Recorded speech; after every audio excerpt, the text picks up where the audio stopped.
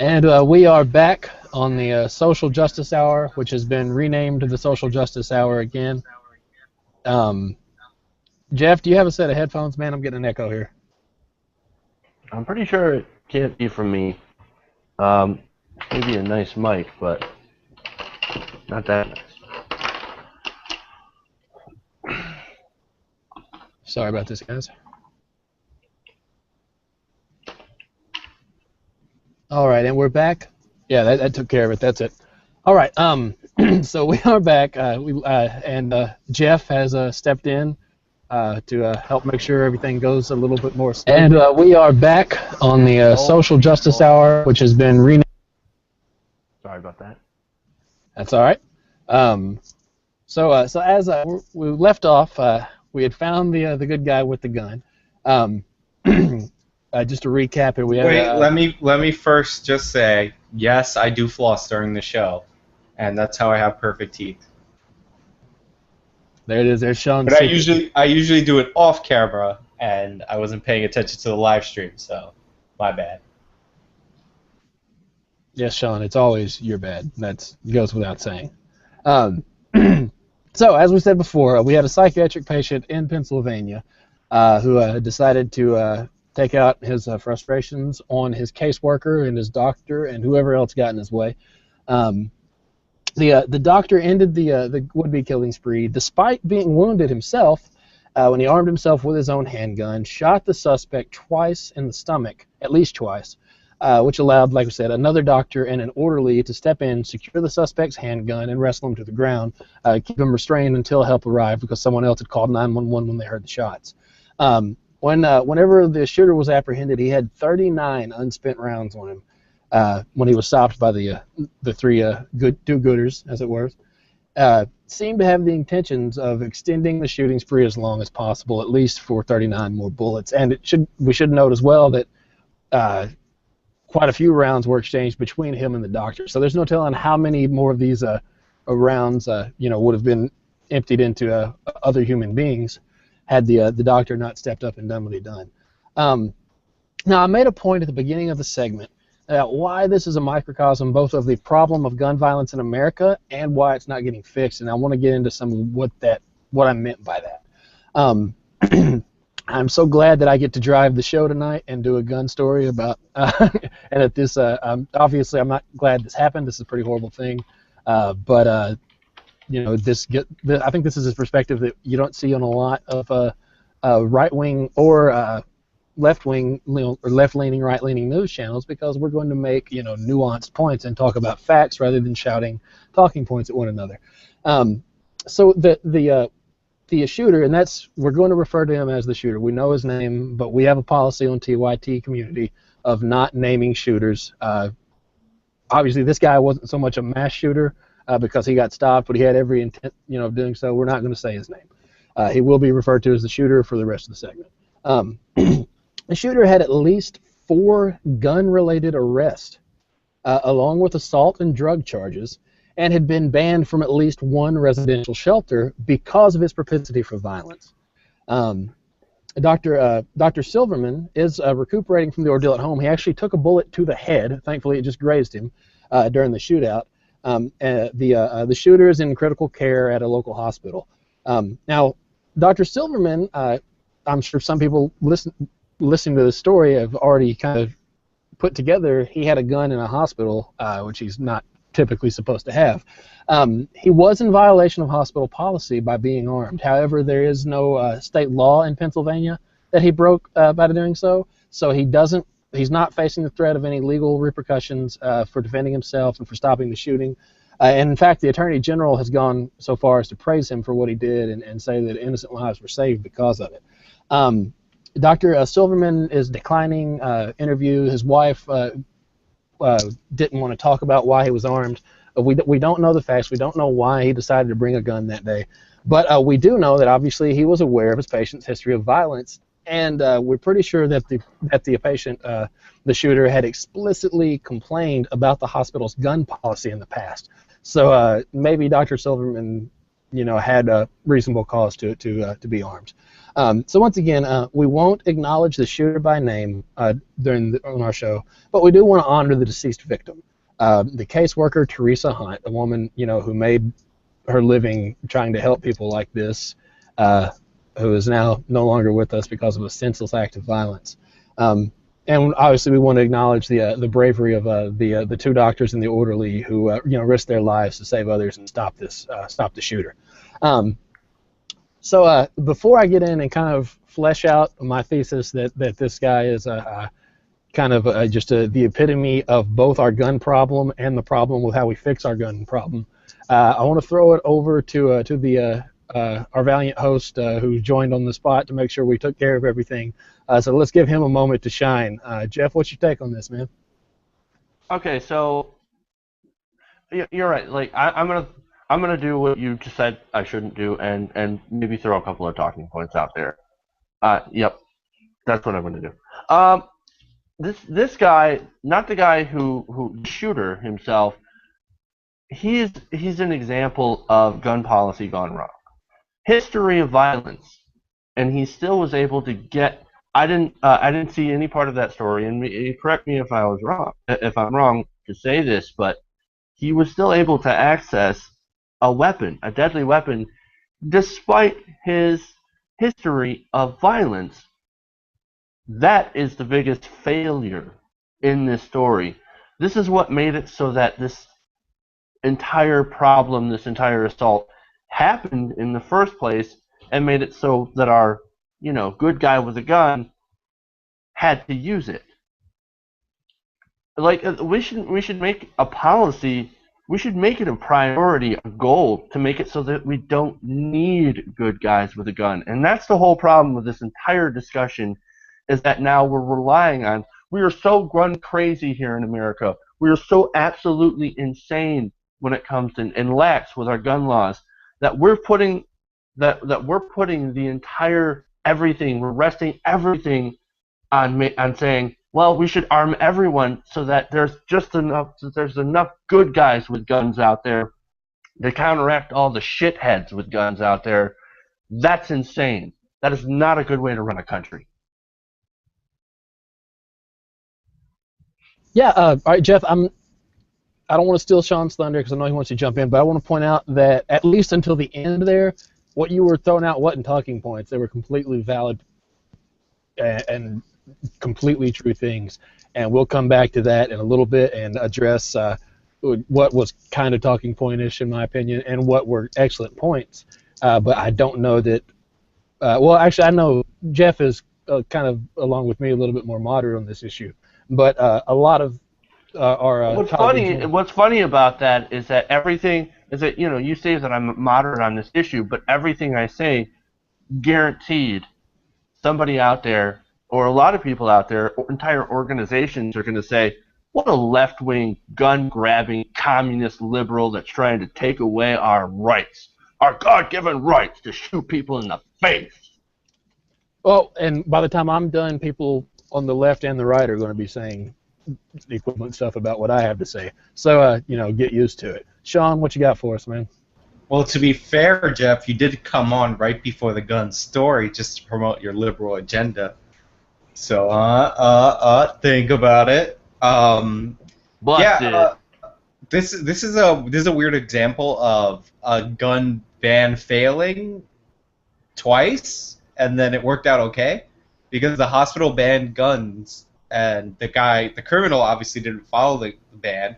Well, hold on, Sean. I've got to jump in. I'm sorry. Just to clarify, our position is not that it worked out okay, because one person still lost their life, but it worked out better than it could have. Let's say I understand, and I apologize for neglecting to mention that there was a fatality in this, and there were people wounded in this. So I get. I'm not sure if the doctor had to go to his car to get his gun or something. Like he was more compliant with the ban or whatever. Like I didn't see that. Maybe he didn't follow it either. But it's the most obvious thing in the world that if you have guns everywhere, a sign isn't going to stop somebody from bringing in a gun. So this would be the NRA's like gun-free zone, except for in this circumstance, a doctor was able to not as quickly as we hoped. We would have loved for nobody to have been hurt or killed in the shooting, but he was able to be the good guy with the gun and have kind of a shootout, which nobody wants at a hospital. But like obviously this guy was a crazy person, and he was literally getting therapy, and it's the person that shouldn't have a gun, and let alone be able to bring it into the hospital. But it's a mixture story, because the NRA could say you had the good guy with the gun stop a mass shooting before it became a mass shooting, and you have people who are in favor of background checks to include like mental illness, saying if he didn't have a mental illness, it wouldn't be a shooting. So like it's a mixed bag politically. So everybody can. You know, Sean, I want to address that point. You say that it's that it's good for an NRA talking point, and maybe it is, but it's another illustration of how local gun bans are ineffective.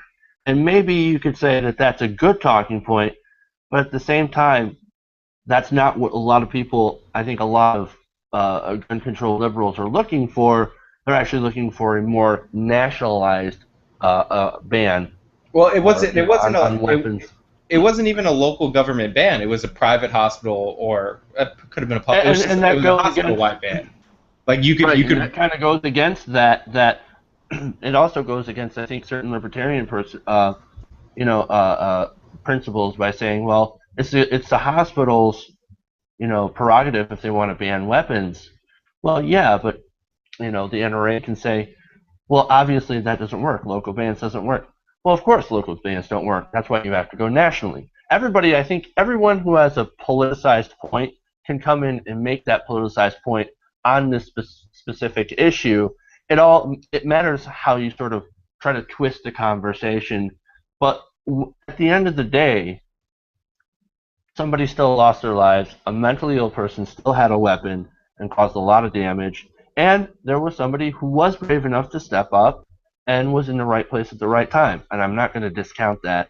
But I really think that the media kind of sensationalizes and focuses on what's happened after the fact, the entire thing, and just and ignores and glosses over what happened to create the situation in the first place. I mean, to be fair, there are other stories where somebody with a gun does avert a crime that don't get national news. This is like, it's not like the media always sensationalizes these stories where some quote unquote good guy with a gun like does something heroic. And I think it is. I think it's both good and bad that we're not focusing on the shooter, because I don't like to give the shooter fame. But like I can understand if you want to make the point, this man was mentally ill. Like he was literally in therapy. He brought a gun to his therapy session. Like it's a disaster. But like I understand why the media wants to promote a hero citizen. Like, you know what I mean? To me, that makes all the sense in the world. Yeah, and I want to build on that point, Sean. Like this story and many others like it don't get a lot of national attention, and I don't know that they necessarily should, right? The reason mass shootings get a lot of national attention is because they're big, horrific events. The other side of that coin is of the individual shootings, of which there are dozens a day usually in America, don't get national attention. So the individual hero stories don't get national attention, but neither do the individual bad guy stories. It's just the big ones that do. You know why? You know why that is, Jordan? Because if we focused on all the news on all the shootings in America, there would be nothing but shootings in the news.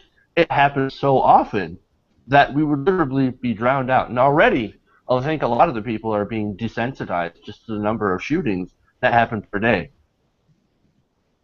Yeah, sure. I mean, I can see where you're going with that. But what I want to kind of build on with Sean's point, though, is so the only reason I even found out about this story is because the Attorney General, released the statement today supporting Dr. Silverman, and that was the only reason. Like, I had missed this entire story. Like, this story really broke yesterday, but the Attorney General came out today, and that was the only reason I heard anything about it, was because he got covered, because he's a big state official. whenever I searched for this to see if it was something that I wanted to cover on the show tonight, it was really hard for me to find like news sources that covered it. Like you've Googled this, and tons of stories come up, but they're all from gun sites that are kind of, boutique sites that specialize in like Second Amendment self-defense stories. And obviously, that's not the source that I really wanted to go to. I wanted to try to find a more straight-up news source, and that was fairly difficult to do. I think I eventually found a USA Today article that was buried 4 or 5 links down. So there's that. So I want to take what both of you said and illustrate. That's exactly my point. So the shooter here is an example of the gun problem in America, because undeniably this man should not have had access to firearms, and he did, and that's a problem. And it's not a problem in and of itself. I mean, it is, but the big problem is that this is a systemic problem that we've seen time and time again. It's not just people that should have been tested more thoroughly, we would have found that they didn't need it. Like, this guy was already on the record. He didn't need to have access to firearms, and he seemed to get one. Thankfully, he got a revolver that, he had to reload fairly quickly, and revolvers are slower to load than an automatic handgun is. And so he emptied it fairly quickly, and the doctor was able to handle his business and stop the man. But the reason why he's a microcosm, not just of the problem, which he undeniably is, but the reason he's also a microcosm of the reason why, or the problem with the problem, why the problem's not getting solved, is because the doctor is in this story. So here's what's true about this story. There is one man who undeniably did not need to have access to firearms. And there's no way around that. You can't argue that this man needed access to firearms, or should have been allowed to have access to firearms. There's another man who undeniably, if he did not have his firearm on him, more people would have died. And he undeniably is a responsible gun owner who stepped up and did the right thing, or at least what a lot of people would consider to be the right thing, and defended not only his life but others' lives. And the problem, so why I say that's a microcosm of the problem with the problem, is that those 2 points that we on this show, at least the 3 of us on this show, here's a little jab at a couple of our panelists who will go unnamed, the 3 of us on this show can acknowledge that those 2 points are true. The right-wing media and the gun lobby will not acknowledge this point. A lot of people on the left won't acknowledge the other point. What we need to have is a conversation where we acknowledge that there are certain people who, within the confines of the Constitution, the way the Second Amendment is written, do not have the right to have access to firearms. That guns for everybody with no regulation is not the answer.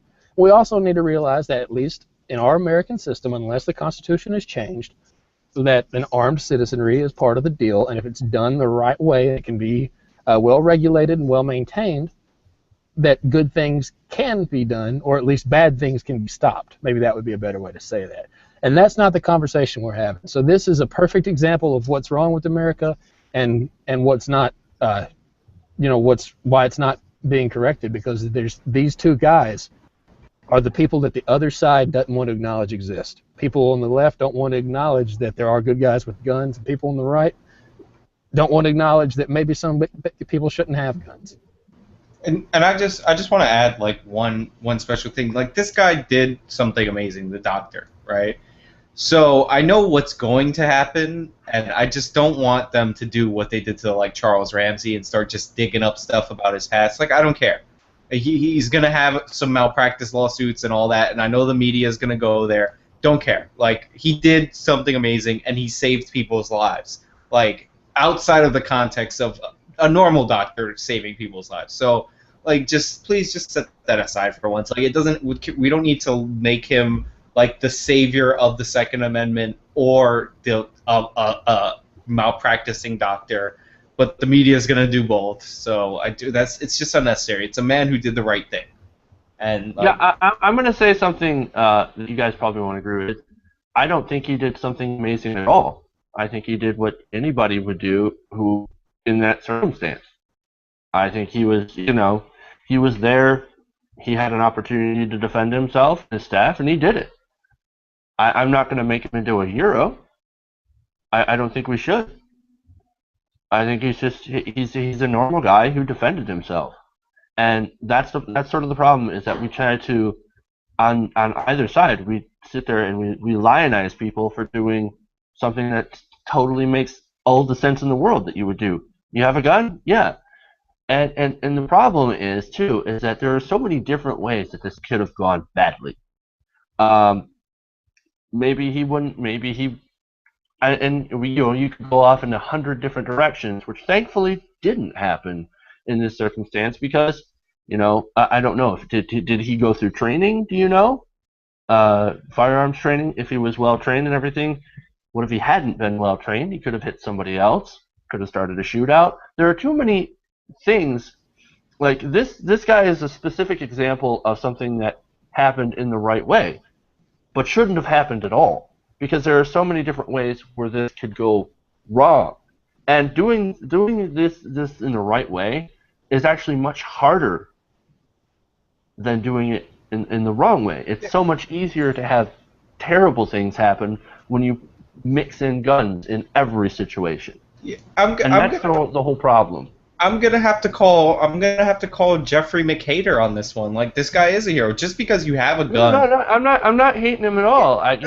You are kind of hating just because you have a gun and you think that you will use it one day to protect somebody does not mean that you will rise to the occasion once that situation arises. Like, what this guy did is not a normal thing. Like, there are cops who, when they first hear gunfire, hide behind their cars. Like, it's a shocking thing. Like, this guy did the right thing. He protected himself and the people he cared about. But like, he could have ran. Like, he could have ran. He could have given himself cover fire and just left.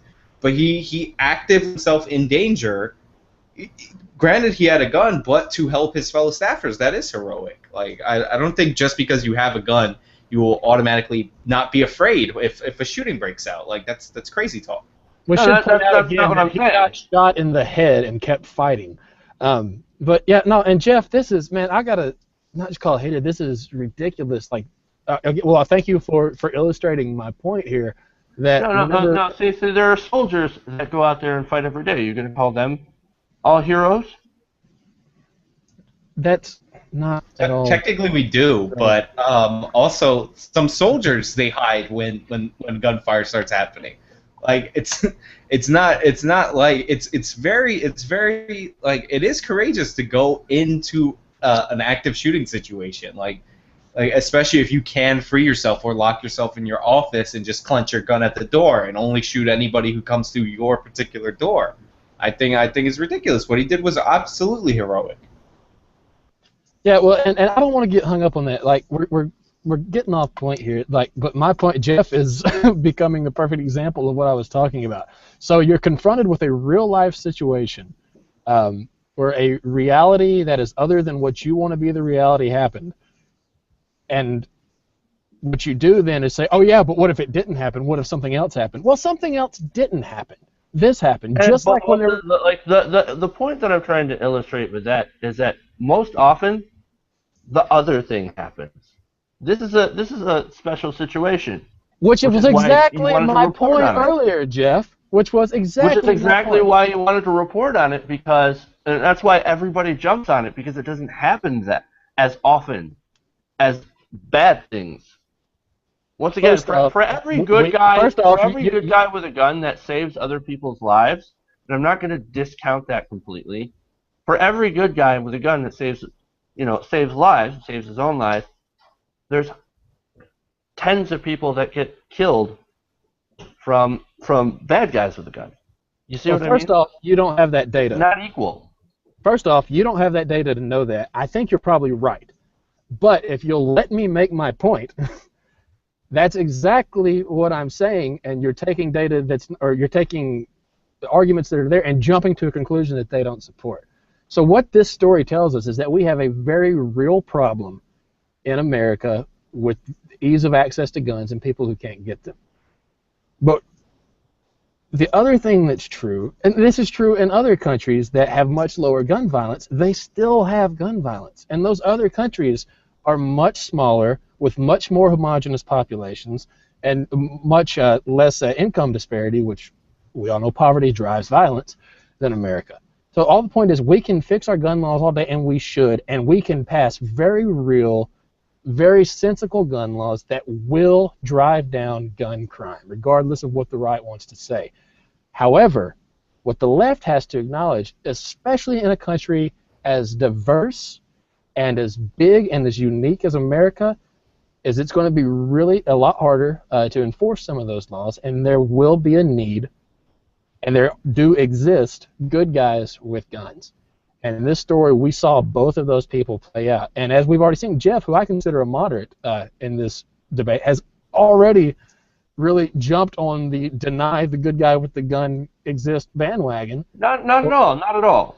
Not at all. I'm saying this guy is what I said about this guy is that people have a huge survival instinct, right? People want to protect themselves, and they want to protect the people around them. If you're trained to use a gun, that is your survival instinct. That's what you're going to use to protect yourself.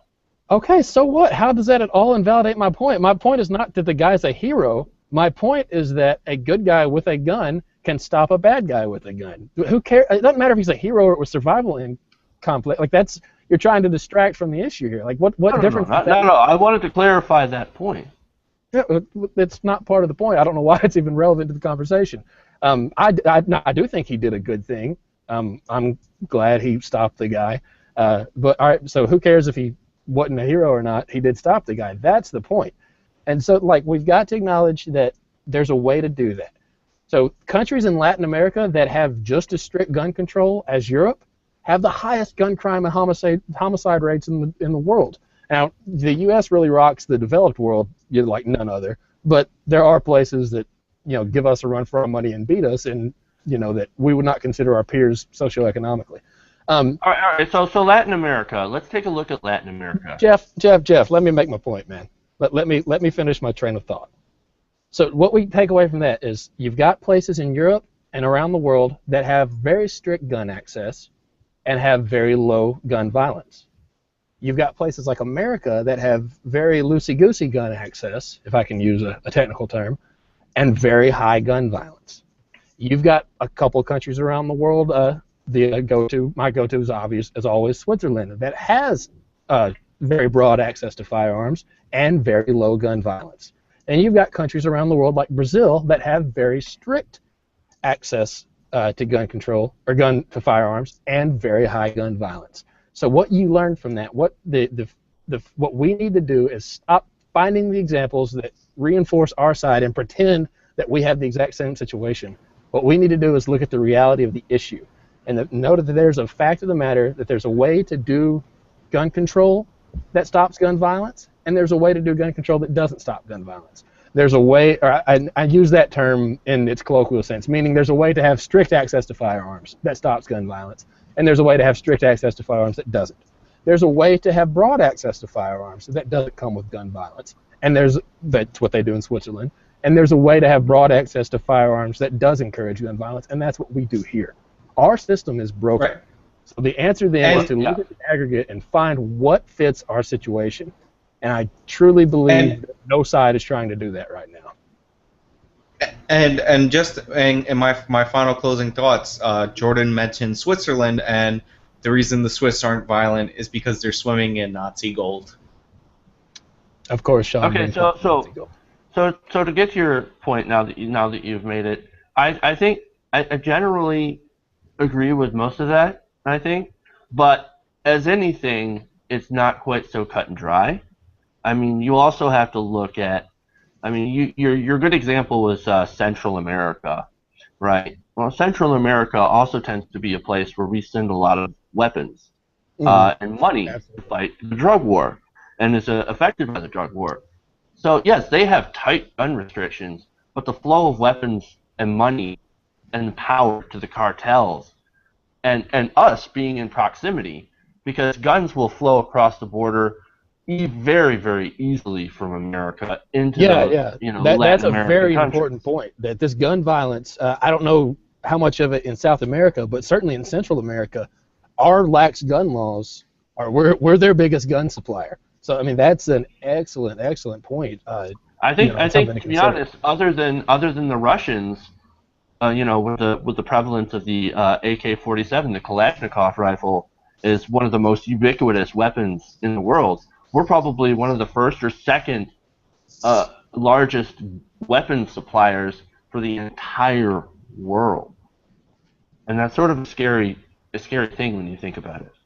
Well, and it's especially scary because in this case, at least to my knowledge, and I don't claim to be an expert, but like these cartels are not, a lot of their weapons, they're not getting stuff that's like, bought on the black market. Like they're buying civilian firearms in America and smuggling them down. Like they've got straw purchasers. That's what the whole Fast and Furious scandal was about. And so like we definitely have to visit our gun laws and realize like we've got to shore this stuff up.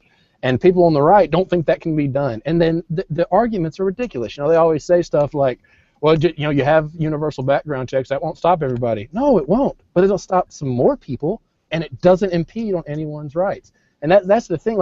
And that's the kernel of truth there is that you cannot legislate away. You can't legislate the human heart. But at the same time, what hurts their point is that the gun lobby and these people making these arguments are the people that have a lot of campaigns and ads based around fear that drive a lot of these kind of accidental shootings, or I don't want to say accidental, but you know what I mean, like people who are so apt to go to the trigger. And that's the big difference between us and Switzerland. In Switzerland, the broad gun ownership is seen as a unifying force. Now, again, all fairness, ethnic diversity in Switzerland, not quite what it is here in America, so it's maybe a little easier to be a united population. I get that. But then we should need to realize that's a problem with us and fix that, not be beholden to that. But anyway, and of course, Switzerland, to add on to that point, Jordan, Switzerland, they also have mandatory training, mandatory military service. Now, exactly. you try to institute that here in America, not going to fly. I think both the left and the right would explode. Both for different reasons, of course. Right. But if there were a law to make gun ownership, okay, everybody gets a gun, but you have to put in so many years of military service, heads would explode, especially on the right, because we do have the Second Amendment in the Constitution that says that everybody, has access to weapons without a precondition.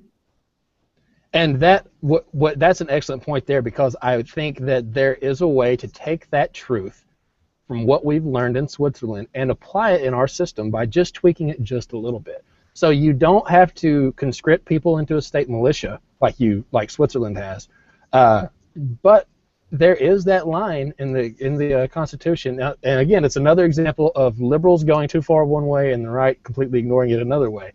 The Second Amendment does not say that you have to be in a well-regulated militia to own a firearm, but it does say that a well-regulated militia is something that countries sometimes need to call upon. Therefore, the Founding Fathers say we will have an armed populace that is able to be activated into a militia in times of national crisis. And so what I think you can do in the American context is say then, well, if you're going to be activated into a well-regulated militia, then you damn well better have to qualify with your weapons. You don't have to take military training, but you take a gun safety course. You get your license renewed. This is what Canada has. I believe it's every 5 years. You can own firearms in Canada, but you've got to pay for your license. And I'm a little questionable about bringing cost into it, because there's already enough rights in America that the rich have more access to than the poor people, and I don't want to add to that list. But in terms of bringing time into it, in terms of maybe having to continue prove that you're still stable and that you can handle the weapon, both mentally and physically, because let's keep it real, there are some people who can't handle firearms physically that maybe we should have a discussion about. And we can do that. That's sensible. And if we would get away from screaming at each other and refusing to acknowledge that there's any reality to what the other person's having to say, we could have that conversation and we could get there. I really feel like we could. And we're not trying to, and that's the problem. That's what makes me really discouraged about this whole issue. Who would you say that is trying the least? Ooh, man. Oh, that's a great question. Okay, I don't want to give a non-answer. That's not my intent here. So if that's what this comes across, tell me, and I'll try to buckle down. I think both sides are equally trying the least. However, I think they're coming from different places. I genuinely feel that the left comes from a place of like trying to stop people from getting killed. Like that's a good place to come from. They genuinely, because let's keep it real, there's just not a lot of gun culture in the left. Like it's the whole you know what you know, because you're part of it.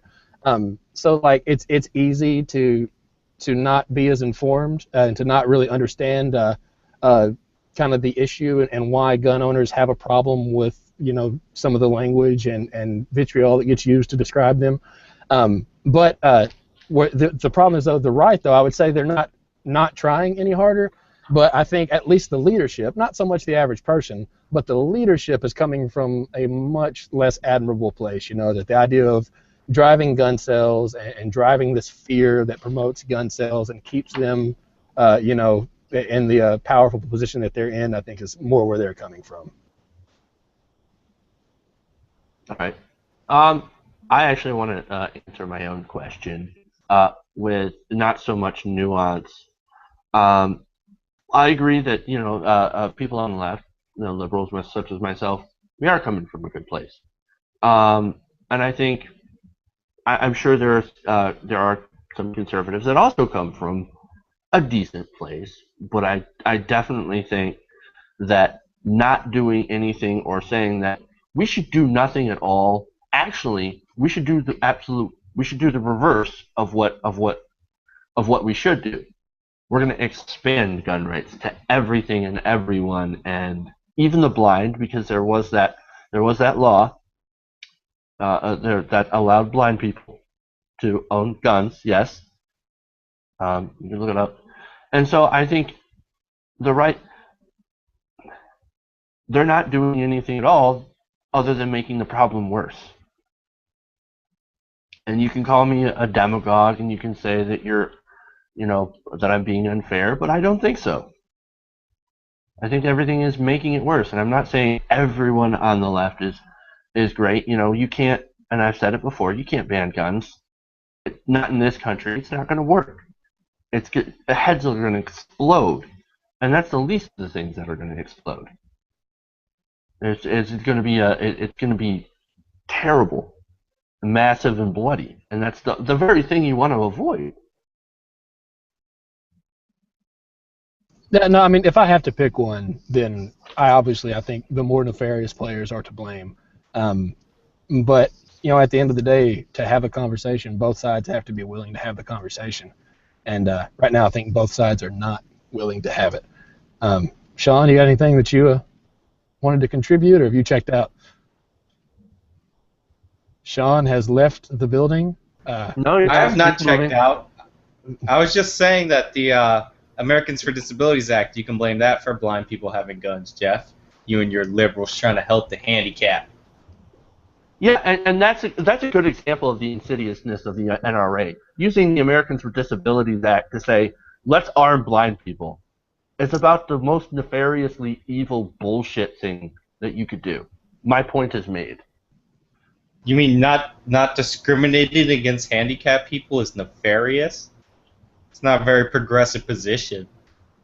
If you're blind, okay, there's a reason that if you're blind, you can't drive a car. And we should fix that too. Jesus Christ. No. That's so stupid. As long as you can pass the driver's license test, you should be able to drive. All you have to do is make a right turn, left turn, parallel park, and you're good. Try doing that blind. Actually, no, don't, because you're going to kill yourself. I've tried doing it.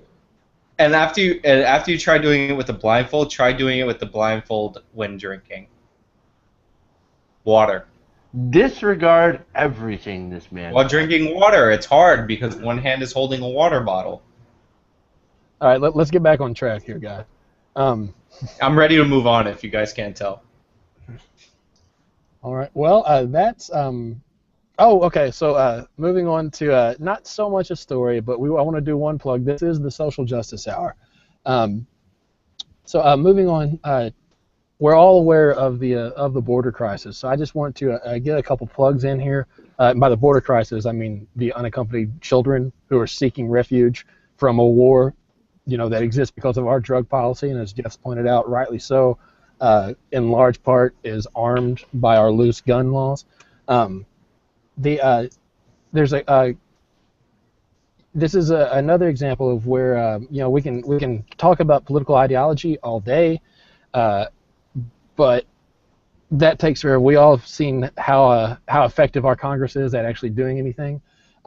So we can actually do something, and let's talk about what we can actually do other than trying to get our views out there, which is perfectly legitimate. That's why I'm on the show.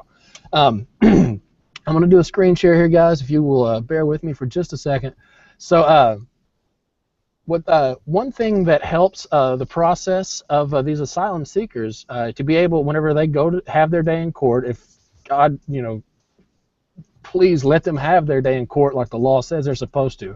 If the Republicans don't get their way and deport these kids without due process, then one of the things that helps them be granted that asylum-seeking status or asylum status is to have a sponsor, to have a place to go. Because whether or not it's humanitarian, it's a fact of American politics that if you can't pay for something, we don't want to do it right now at least. And so the fewer shelters they have to have open, the more people that step up and act like compassionate citizens, the more likely these kids are here to stay. So where I'm going with all this is that there are some organizations out there that specifically that specialize in helping you foster unaccompanied minor refugees, and we're going to talk about some of those. In order to do this, the government agency there is the Office of Refugee Resettlement, the ORR. You do have to be certified as a foster parent in your state to kind of first and foremost. So if any of you watching this are foster parents and you've got some space in your home right now, state, bear with me for a second and we'll get into some ways that you can help. If you're not, guys, I encourage you to go ahead and do this. It's a long process and it varies from state to state. My wife and I are currently in the middle of it right now. But this is not a problem that's going away. And even if this big recent influx that gets all the media attention, even if it is somehow either miraculously resolved or horrifically just swept under the rug, depending on which side you're on there, there's still going to be unaccompanied asylum-seeking minors in some form or another. And so here's what we can do to help. I want to let's work with two organizations here. Again, the government agencies, the Office of Refugee Resettlement, and there's the Lutheran Immigration and Refugee Service. Their website is lirs.org. In this particular case, lirs.org/fostercare, that work with finding sponsors, getting them the extra training for the specific need on top of the general foster care certification that goes to handle kids who are maybe a little older that don't speak the same language you do. This is a unique situation even for foster parents.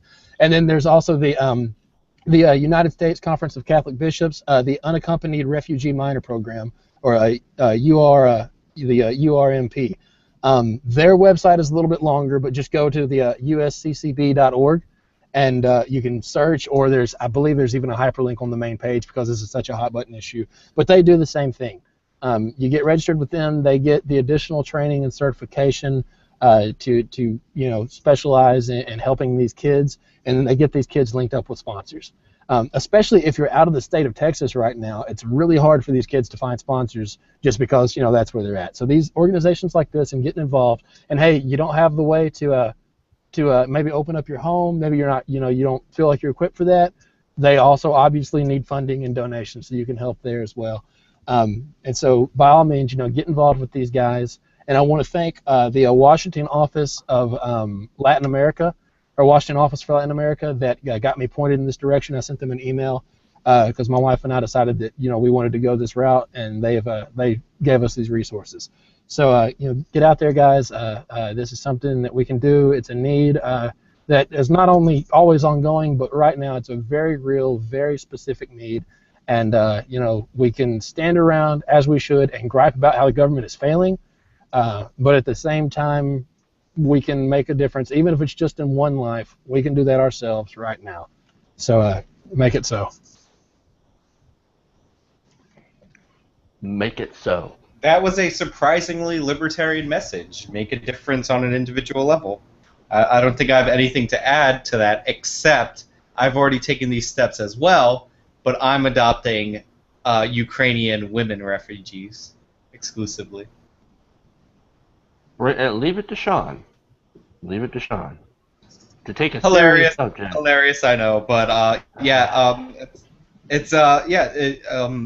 Americans are incredibly charitable, and if you can take in a kid and you want to take in one of these kids and like that's the way you want them to stay, you feel for them, I encourage you to go on Jordan's sites. I will be looking for Ukrainian wives, so I'm gonna keep it real. Okay, see, Sean, I don't think that's a very libertarian message at all. I think it's a human message. I think it's something that kind of reaches at humanity. You see someone in trouble and you want to lend a hand. I think that's universal. I think across all people, across even all political spectrums.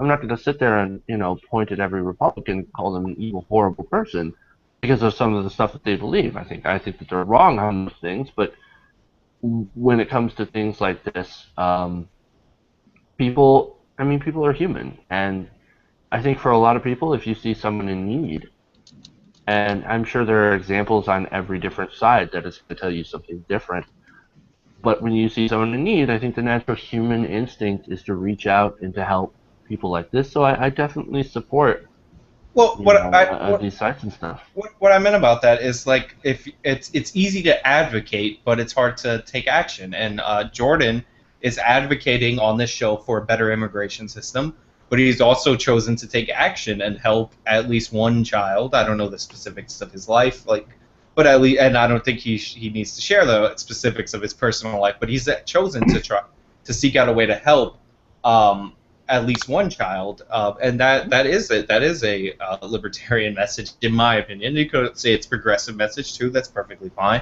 But if it's easy to advocate, action is hard. So I do commend Jordan for that.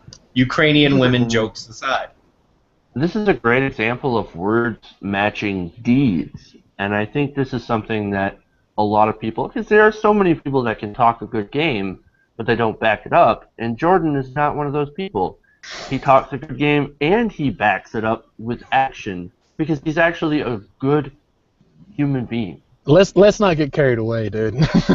let's not jump to conclusions here. I appreciate that, but it's the right thing to do. I don't think this is any indication of me being some sort of good person. I just want to say that Jordan has something to ruin this moment for him. Jordan has something in common with Michelle Bachmann. He's trying to be a foster parent. You feel bad? We don't like her on the panel, but keep it real. She did take in 26 foster kids. That is kind of amazing. I wish she was to stay home with them and not be in Congress, but that is amazing. But it is very commendable, and this is the most positive I will ever speak about Jordan. And I'm only doing so because I can bring up how beautiful Ukrainian women are, just for the record. All right. So to avoid ruining the moment, maybe I don't know, Jordan, do you want to lead us into the last segment? If you know, I mean, you're leading the show, so you say the final word. Yeah, I guess we'll close the segment as we often do with segments where Sean tries to get a last word in with an apology. Thankfully, this time we're well, I'm not going to bring up who we've had to apologize in the past, but this time the apology is a little less severe. I just want to apologize to the two wonderful religious organizations and the two wonderful secular, with the secular nonprofit and the government agency that are working to solve this problem for being associated in this segment with mail order brides. Obviously, Sean went there. That is not TYT's position. We do not equate human trafficking with adopting and trying to give a home to unaccompanied refugees. Okay. People speaking. Jordan, you've gotten. Hold on. I'm not pro human trafficking, but if the troubles in Ukraine continue, there will be refugees from Ukraine. keep it real. Like you know, I Jordan, know. you've gotten a little too good at apologizing on behalf of Sean. Well, Whatever. I mean, you know, there's practice makes perfect, and let's keep it real. This is a practice that we have to do quite often on the show. So, if any representative from these charities is watching, we want to thank you for the wonderful work that you're doing, and denounce and reject Sean for pretty much everything he does. I commended Jordan, so technically he just denounced me for commending him. I will not apologize for thinking. Go ahead, Sean. I will not apologize for thinking Ukrainian women are beautiful, and that we should take many of them as refugees if they so desire. Oh, I thought he was about to say we should take many of them as wives. I have no problem denouncing. I was just thinking the same thing.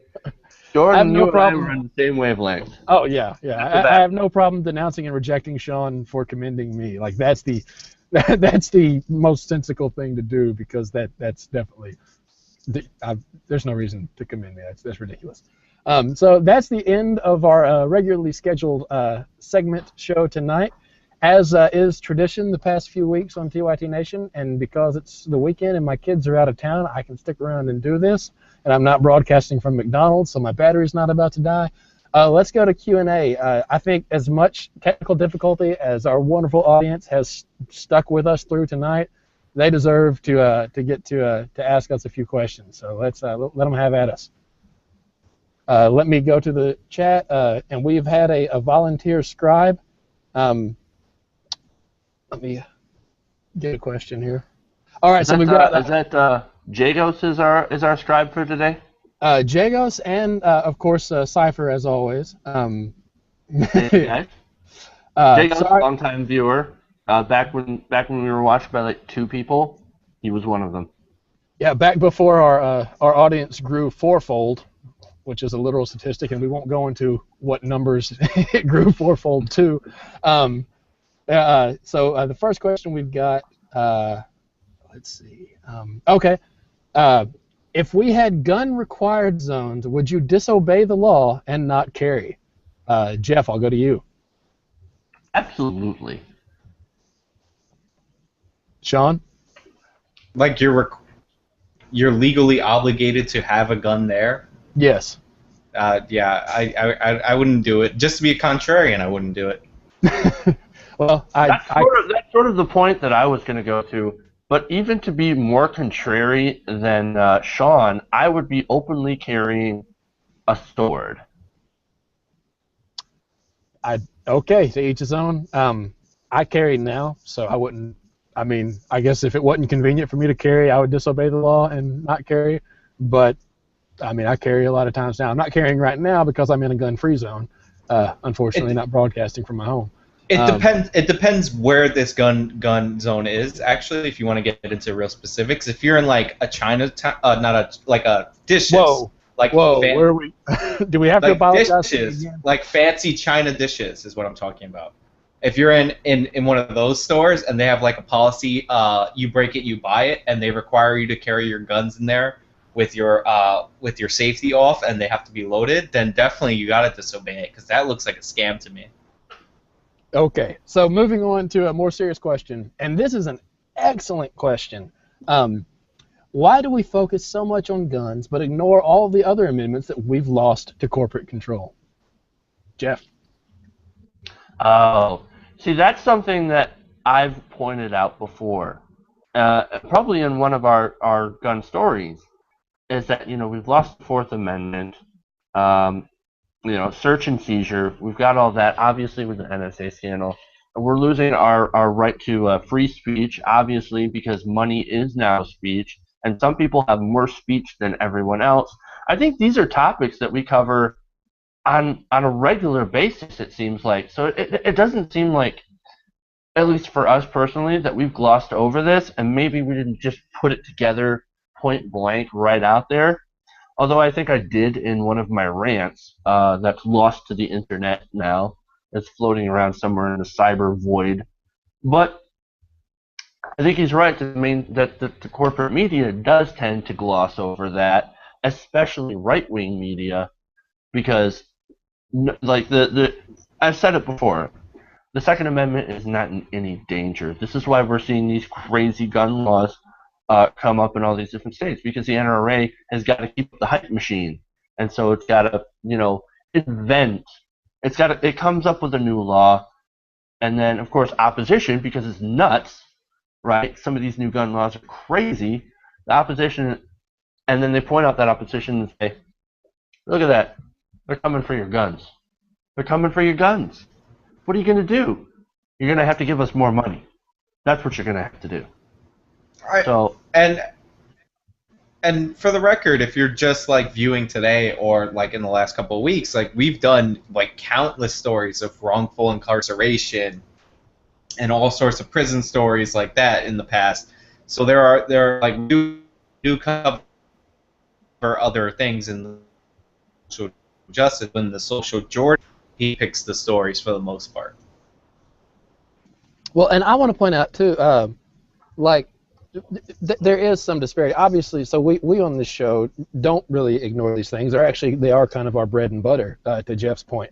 But generally speaking, I mean, that is the reality, right? Like, you drive down the road in the South, and you see like stickers about how much people are going to keep their guns.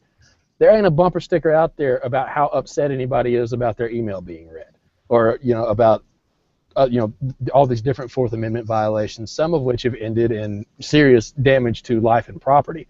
And then the same is true. The other kind of really irony here is the same people advocating against universal background checks, which would not greatly decrease gun violence, but would decrease gun violence some, and don't infringe on anyone's rights, therefore they should happen. The same people advocating against background checks, where you have to have an ID to buy a gun and you have to pass a background check, are the same people who are advocating for voter ID law. So if you're trying to buy a gun, having to show an ID and pass a background check violates your right. If you're trying to do the most basic function of a democracy, doesn't violate your right at all. And also the same thing. It's sort of the same thing. These same people will also go and put all their personal information on Facebook, right? Which you can say, oh, come on, you're going to bring up Facebook? Yeah, because it's monitored by the government.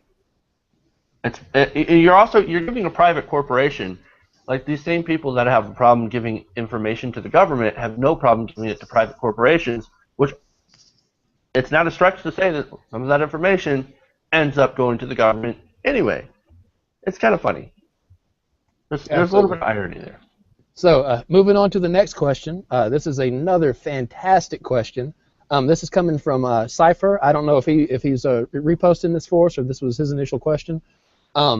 Which do you think plays a bigger role in the despicable treatment certain groups of citizens constantly receive at the hands of the police? Race or economic class? Sean, this is Sean's baby. Let's let Sean answer this one. Race or economic class? I mean, I can't like, you can't deny that a black person gets treated differently by the police. Like, if you have, and I don't want to do the racist white guy thing, but if you talk to a black person and ask him what happens when he gets pulled over in a car, they check every single person in that car's ID and run them for warrants. If you pull over a white person, you're focusing on the driver. So, like, I think if it was between those two, it would probably be race. But anybody can be the victim of police brutality, and I think a lot of it has to do with, honestly, this is going to go towards social economics, but contact. The more contact you have with the police, like day to day, the more they're there, the more chance for abuse. Like, if they're not in, to borrow a Jenkism, Beverly Hills or what you call it, they're not constantly there looking for crime. Like, they're in poorer and minority or neighborhoods. But a black person is treated far worse than any white person. Just look at statistics for like drug arrests or anything like that. Yeah, I don't know that there's really anything to build on that. If the question had been like, does general oppression more associated with race, or is general inequality more associated more a result of race or economic status, I think you can have a lot stronger debate. But when it comes to police abuse, I mean, I think the data's pretty clear. Like, race is the driving factor. Moving on to the... I just want to add one thing. Mayor Michael Bloomberg, in his last year stop and frisk, stopped and frisked more black people in New York City than there are black people that live in New York City. So it is definitely a race thing. 84% of the people that were stopped were black or Latino. 86% of them committed no crime. And another thing that I want to point out too is in this case, right, race is tied to socioeconomic class, and that's also tied to institutional racism. So, you've got these systems that are set up that are it makes it more difficult for a black person to succeed because if there's this institutional racism that's built into the system, and a lot of people don't even know that it's there. But if you're a black person, you know it's there. It's there all the time, and of course, you're more likely to be poorer. Just like that point that you had made that the cops will patrol the poorer areas more, and that just happens to be disproportionately filled with African Americans and Latinos. And one more example, Torrey Hunter, who is a baseball player for the Los Angeles Angels of Anaheim, which is ridiculous. They play in Anaheim. He was pulled out of his own home in a rich neighborhood. He's a rich guy, a multimillionaire baseball player. And they brought him in, and they made him show documents that prove that he lived there, when pictures of him and his family are on the walls. If you guys remember that story. Yeah. Well, let's move on. Okay. I just want to say that, yes, Pauly69S, you can ask a question. So go ahead while we're doing that. We've got, moving on to some other questions. Here's one for me. Oh, crap. Sorry, I lost it. Okay. Jordan, as an ardent gun rights proponent, I don't know if I'm that, but okay. How much damage have some of the really bad arguments put forth by the gun lobby done to your cause? Man, intellectually a lot. Practically speaking, well, my cause is to stop gun violence within the confines of the Constitution. So in that term, or in that mindset, they've done a ton of damage to my cause because clearly we've got a rampant gun violence problem in America. And as Jeff pointed out, the Second Amendment's going pretty strong. So my cause is not the same as their cause. What has it done to their cause, I think, is kind of what you're asking. And this is one that Jagos, I believe, asked originally. Let's keep it real. Practically speaking, it hadn't done much damage to their cause. Like, they're winning. Right? More gun laws are getting less and less lax. Or excuse me, more and more lax. I'm sorry, I misspoke. Gun laws are getting more and more lax. Gun control. You have now we respond to mass shootings by taking away gun restrictions. Man, if that's not a win for them, I don't know what is. It's a loss for us. And it really has defeated the people like me. Who are out there, like, because you either have to identify, you guys just identified me as an ardent gun rights proponent, and that's not how I would self-identify at all. So people like me who genuinely, want to say, all right, so this is what the document that our nation is built upon, and that dictates the way the nation runs says. Now let's figure out how we live in that without killing each other. Like, there may be a lot of us out there, but nobody considers that as an option. Like you say, either you're a gun nut or you're a gun grabber. There's no are you a person who, maybe wants to pass some gun laws that work and not have stupid ones that don't work. And if you guys want to ask specific questions in the chat, feel free to. I'm not going to keep rambling on stuff that I'm not specifically asked. Next question related to this. Can I just add to that real quick? Go ahead, Jeff. I think at a certain point, in a way that they are kind of hurting their own cause. The people on the right,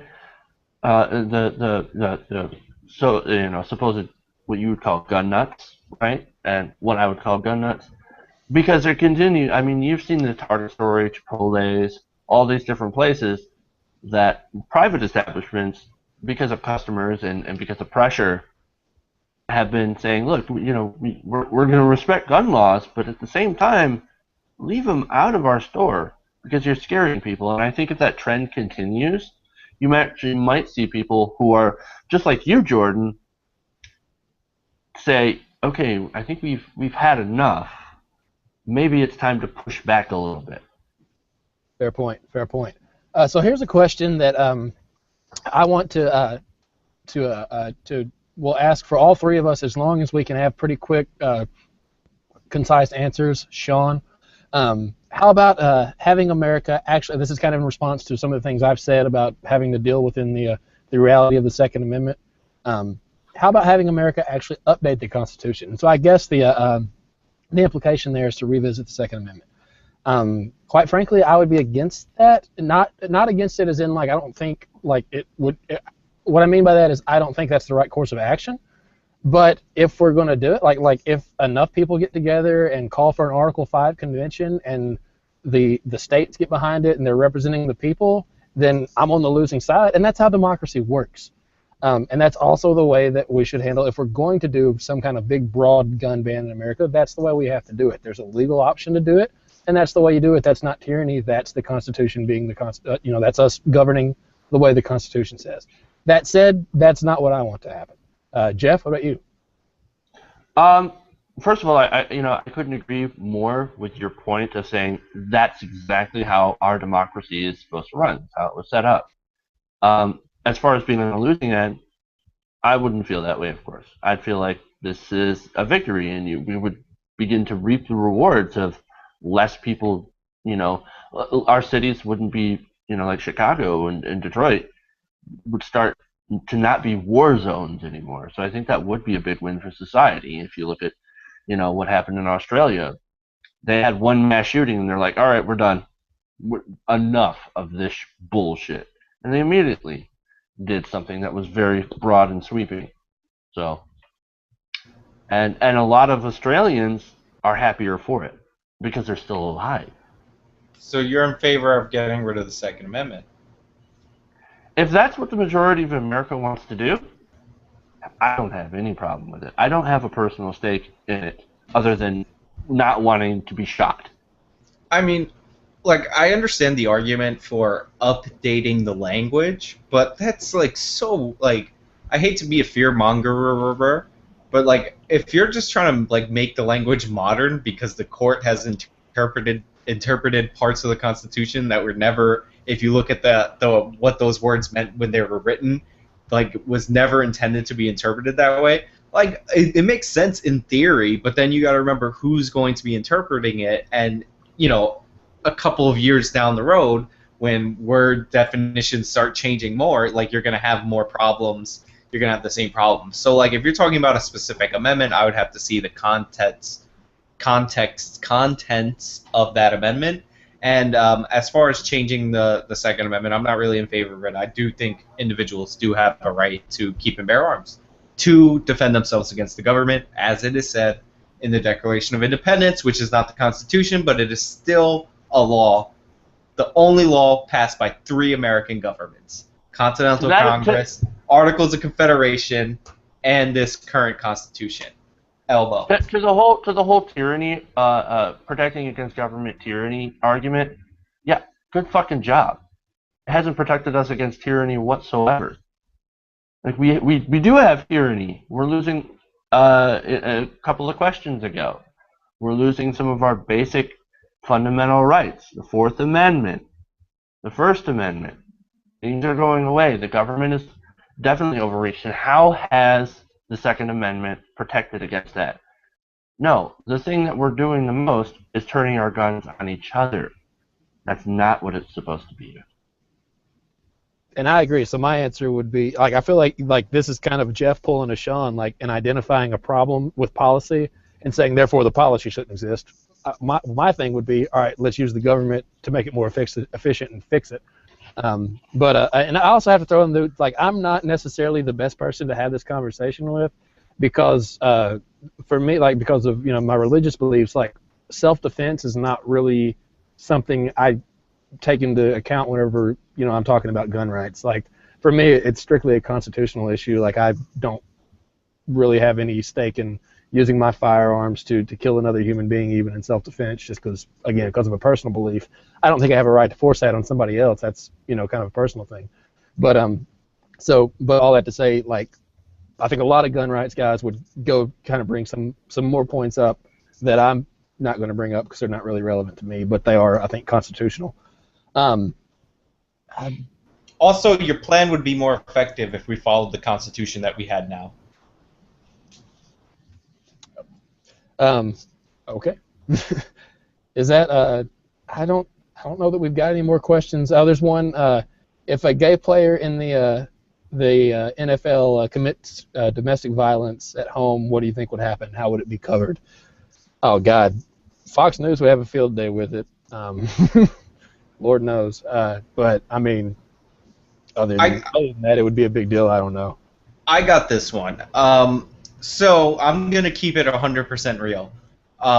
If Michael Sam, the one openly gay player in the NFL, was charged with the crime, I think, and it was domestic violence against his partner, I think the NFL would let it slide. Honestly, he's the first gay player. They don't want to have to suspend him.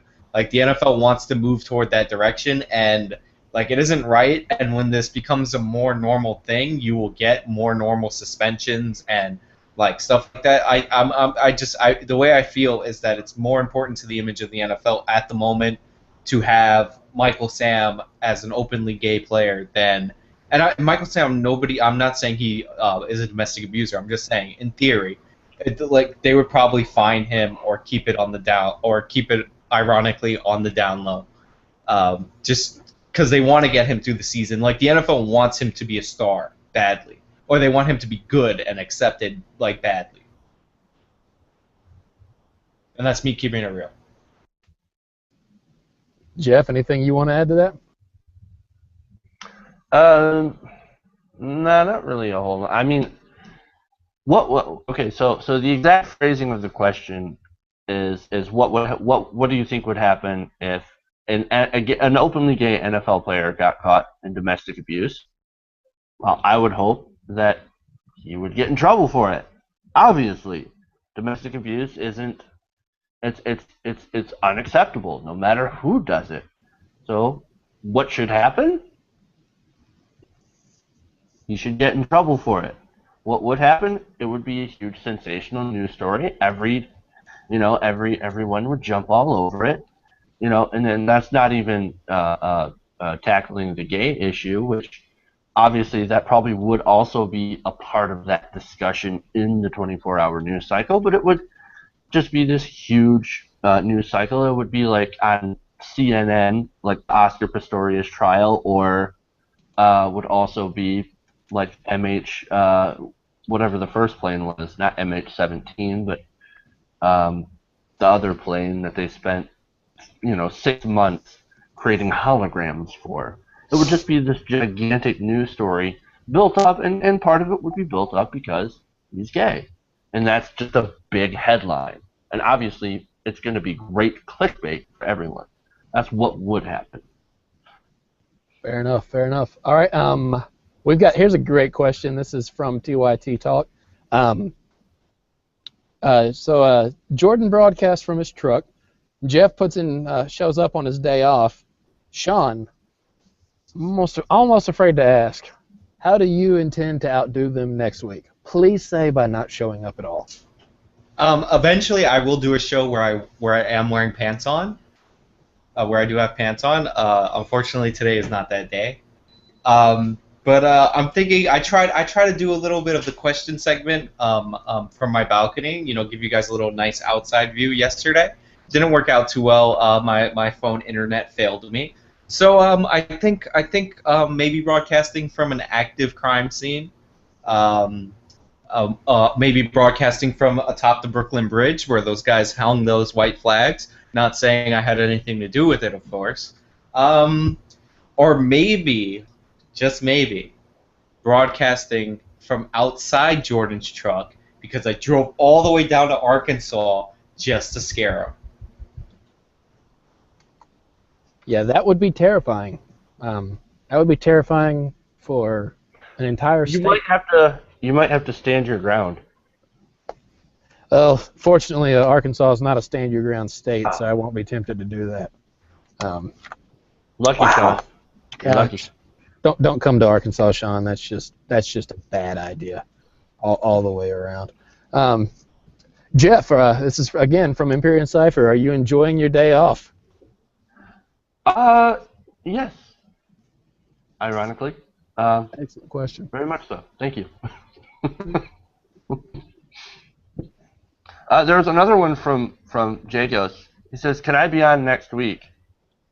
Get a camera and a mic, and we'll see you next week." Yeah, Jeff, why don't you tell Jagos how he could be on next week? Wait, I want to ask the question. I haven't asked it in a while. Jeff, how do people from our audience get on TYT Community? Please share with us. That's exactly the same question that he was asking. I know, but I like to ask it. He was asking if he could be on. You have to tell him how now. Well, obviously, just send me a message. Email jeffw@tytnetwork.com. Call him, tweet me at JustPolitics or at TYT Community. I mean, all this is pretty standard. Facebook.com/TYT Community or TYT Nation. Any of those Facebook pages. I'm on all the different social media accounts. So, I'm cool. I'm hip. I'm with it. Get off my lawn. There you go. Well, I'm pretty sure that's all. I want to make sure we're not leaving anybody out. In this situation where we're finally not pressed for time. I want to make sure we're getting everybody. But I believe that's all. Again, I want to thank our audience so much for sticking with us tonight. We had a ton of technical difficulties. Some of it on our end. Some of it, honestly, not to pass the buck, was on Google's end. Google, do me a favor, get on that. Let's not let that happen again next week. So Jeff, thanks so much for riding in and saving the day there. Sean, you're here. That's a thing. Thank you so much. That's a thing. People have been asking me to do this. I'm in the bunk bed. I think they're asking you to jump off the bunk bed. Yeah, I think that was the question. Sorry, not gonna happen. Man, what a tease. What a tease. All right, guys. Well, do you have to buy a T-shirt to get on? I've never bought a TYT shirt. I own some. I didn't buy them. They were given to me. Look, we'll just be happy if you're wearing a shirt and pants. That's very true. But pants are optional as long as you keep it around here high. Which is why I couldn't make it all the way to the top. Pants are not optional, John. Pants are not optional. You must wear pants. All right. Well, I think we better go ahead and call it quits there. Again, I want to thank my panelist Jeff. You can follow him on Twitter at Jeff's Politics. Sean, you can follow Sean on Twitter, but don't. Why would you want to? As a matter of fact, you should probably avoid the account I am Sean90, and I am Jordan French, the Regressive Progressive. You can follow me on Twitter at RegressProgress. Thank you guys so much for joining us tonight for TYT Community Social Justice Hour and Q&A. We will hopefully see you next week. We'll try to keep you guys in the loop. You can stay in the loop. Not only by subscribing to our YouTube channel, and that's TYT Nation, but also by following us at TYT Nation on Facebook page, and following us on Twitter at TYT Community Show. Again, thanks so much for joining, guys. Good night and God bless. Oh, by the way, everybody, thank Jordan for taking over the duties on the Social Justice Hour tonight. He put in a lot of work, put in a lot of effort to get everything right. So, just give him big props for doing that, for coming out. And I know this is kind of a big shoes to fill, apparently. Yeah, it's big shoes to fill. Yeah, forget giving me props. Let's use this as a reminder of how bad we need Ree back, because whenever Ree is gone, apparently the show falls apart and we can't keep it together. So Ree, if you're watching or when you watch this, come back to us. We desperately need you, and you are sorely missed. Good night, everybody. Good night. And remember to floss.